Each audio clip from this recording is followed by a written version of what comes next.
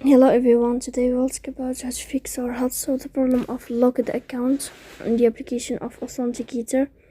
You click on settings. In this page you can click on apps, default apps, app settings. On above you can search about Authenticator and you'll enter. Then you can click on first stop and you can click OK.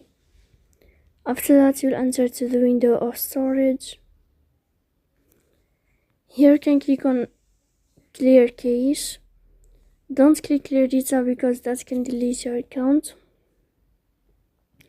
In the end you can turn off your phone and you can wait a moment to turn on your phone again to fix that problem.